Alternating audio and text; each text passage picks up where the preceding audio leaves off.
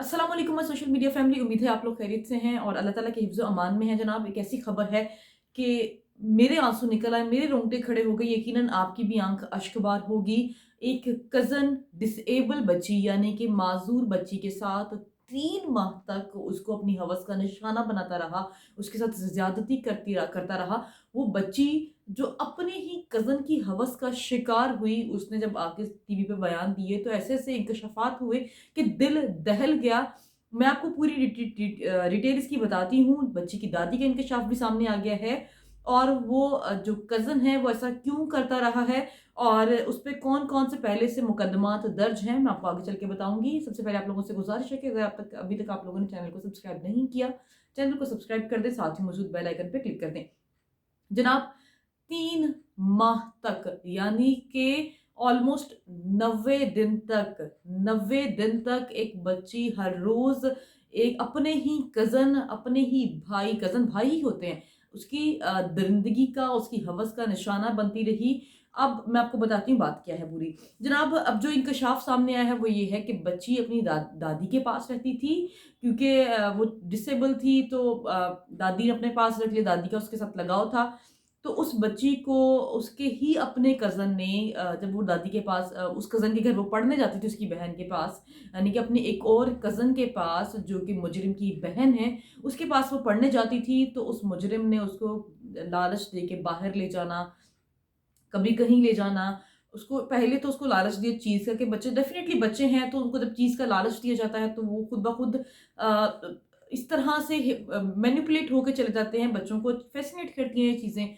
तो वो बच्ची को कहा कि मैं तुम्हें चीज़ दिलाऊँगा, तो मेरे साथ चलो। वो बच्ची साथ जाती थी, उसको पहली बार जिनसी अ, हवस का निशाना बनाता है, दरिंदगी का निशाना बनाता है, उसके साथ ज़्यादती करता है। वो बच्ची चीखो-पुकार करती है, लेकिन वो उसकी एक नहीं सुनता। जो बच्ची ने इंकशाफ किया है, वो रूह काँप जाती है इंसान की सुन के, दिल दहल जाता है इंसान का कि बच्ची ने बताया है कि कज़न मेरे मुँह में यूरेन पास करता रहा है। जी हाँ, पेशाब मुँह में करता रहा है। बच्ची कहती है जब मेरे साथ ये ज़्यादती करता था, रेप करता था, मेरे मुँह पे टेप लगा देता था, मेरा मुँह बंद कर देता था और ये फिर जब उससे पूछा गया कि आपने कभी किसी को बताया नहीं? तो उस बच्ची ने बताया कि मुझे कहता था मैं तुम्हें जान से मार दूँगा, मैं तुम्हें कत्ल कर दूँगा, मैं तुम्हारे घरवालों को नुकसान पहुँचाऊँगा। एक बच्ची को कहें कि हम तुम्हारी मामा को मार देंगे या तुम्हारे बाबा को मार देंगे या तुम्हारे वालिद या वालिदा किसी को भी मार देंगे, तो बच्चा सहम जाता है। वो मासूम कली सहम गई। ये एक बहुत बड़ा अलमिया है, सवालिया निशान है कि इस मुल्क में आम तंदुरुस्त इंसान तो वो तो महफूज़ है ही नहीं, लेकिन हम डिसेबल जिनकी हम थोड़े-से वैसे ही बहुत ज़्यादा हमारी सिम्पैथीज़ और हमदर्दी साथ होती हैं, वो भी महफूज़ नहीं है। बच्ची के ब्लड निकलता रहा, बच्ची रोती रही, बच्ची उल्टियाँ करती रही।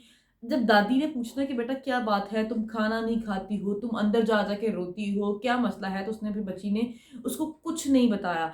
बच्ची जब अपनी वालिदा के पास वापस आई, जब अपनी बच्ची अपने घर आई, तो उसने अपनी वालिदा को सारी कहानी बताई। वहाँ पे उसको खौफ था कि अगर मैं यहाँ पे रहते हुए सारी बात बताऊँगी तो शायद मेरा ही कज़न मुझे कत्ल कर दे।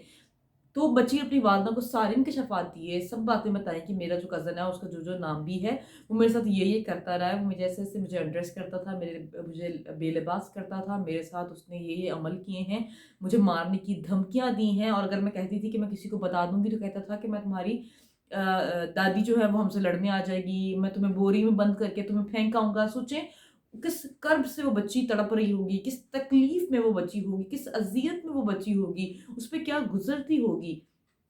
जनाब, फिर दादी ने इंकशाफ़ किया, दादी ने एक और बड़ा तहलका-ख़ेज़ इंकशाफ़ किया जो ये कि ये जो शख़्स है इसने पहले भी 3 ऐसी वारदातें कर चुका है। अब सवालिया निशान ये है कि अगर उसने इस तरह की पहले 3 रेप के वारदातें की हैं या ज़्यादतियाँ की हैं तो वो पुलिस की गिरफ्त से बाहर क्यों हैं? उन्होंने पुलिस को अरेस्ट नहीं कराया था, उसको खुद ही मामला रफ़ा-दफ़ा करके तो उसको काफ़ी देर के लिए उस एरिया से 1 से डेढ़ साल की मुद्दत के लिए जो उसकी दादी का बयान है उसको वहाँ से बेदखल कर दिया। उसके बाद जब ये वहाँ पे आ गए क्योंकि ज़ाहिर-सी बात है उसका घर था, उसके माँ-बाप थे, उसकी बहनें थी, उसकी फैमिली थी। तो जब वो वापस आ गया तो दादी ने कहा कि हम अपने बच्चों को, बेटों को छुपाते रहें कि कहीं ये इनके साथ जिनसी दरिंदगी ना कर दें, कहीं इनके साथ ये हादसा, ये सानहा ना हो जाए। लेकिन जब दादी ने कहा कि हम तो ये सोच के बच्ची उनके घर पढ़ने भेजते थे कि ये तो डिसेबल बच्ची है, इसको तो अपने बाल बनाने नहीं आते, अपने कपड़े पहनने नहीं आते, तो इसके साथ कोई क्या कर जाएगा बंदा। वैसे इंसान को एक तरस आता है कि देख डिसेबिलिटी है उसकी, एक है वो चल नहीं सकती, माजूर है, तो बंदे को एक वैसे ही एक हमदर्दी होती है उसके साथ, तो उसके साथ कोई क्या करेगा। लेकिन कहती मुझे पता नहीं था कि इसने उसको इस तरह से, फिर इसको कभी जब घर कोई नहीं होना तो दादी के घर से उसने वर्गला के बाहर ले जाना, आओ मैं तुम्हारी अम्मी से तुम्हारी वीडियो कॉल पे बात करवाता हूँ। तो बच्ची को ये लालच देना, क्योंकि बच्ची अपनी माँ से दूर थी, काफ़ी दूर थी, तो उसकी माँ से बात करवाने का उसको लालच दे के उसके साथ जिनसी दरिंदगी का निशाना बनाता रहा उसको, और ये अवामिल 3 माह तक जारी रहा। अब जो दादी है वो ये कह रही है कि हम गरीब लोग हैं, हमारा अगर ये सारा मामलात पुलिस तक हमने मुकदमा दर्ज करवा दिया है, पुलिस ने उसको हवालात के पीछे बंद कर दिया है, लेकिन हमें नहीं पता वो कब छूट के आ जाए। हम लोग इतने अमीर तो हैं नहीं, हमारी इतनी पावर्स तो है नहीं, हमारी इतनी अप्रोच तो है नहीं, हमारी इतनी जान पहचान है नहीं कि कोई इसको कैफरे किरदार तक पहुँचाए। अवाम अब इस कहानी के सामने आने के बाद, इस सानहे के सामने आने के बाद, इस रूह काँपने वाली जो एक अलमनाक सानहा हुआ है बच्ची के साथ, उसके बाद अवाम तो सज़ाए मौत का मुतालबा कर रही है। अवाम कह रही है कि इसको नहीं छोड़ना चाहिए, क्योंकि अगर इसको छोड़ देंगे ना जाने कितनी और बच्चियों के साथ ये ज़्यादतियाँ होंगी। बच्ची अपनी कहानी खुद बता रही है, बच्ची सब चीज़ें खुद बता रही है कि किस तरह उसको दरिंदे ने उसको अपनी हवस का निशाना बनाया, किस तरह उसके हाथ बाँधता रहा, किस तरह से उसके मुँह पे टेप लगाता रहा, किस तरह से उसके मुँह में यूरिन पास करता रहा। वो बच्ची डिटेल खुद बता रही है। मैं शायद बहुत ही दबे हुए लफ्ज़ हैं ये, हमारे मुआशरे पे एक बहुत बड़ा सवालिया निशान है कि हमारे फिर मुआशरे में महफूज़ कौन है? कोई तो हो जो हमारे मुआशरे में महफूज़ हो। मदारिस में बच्चे हमारे महफूज़ नहीं हैं, वहाँ पर भी उनके साथ ज़्यादतियाँ हो रही हैं। अब तो ये घर का मामला है ना, घर में तो बंदा सबसे ज़्यादा ट्रस्ट करता है। अब मामला ये हो आ गया है कि हम जो लोग हैं अपने बच्चों को हम अपने रिलेटिव्स के यहाँ भी अकेले नहीं भेज सकते।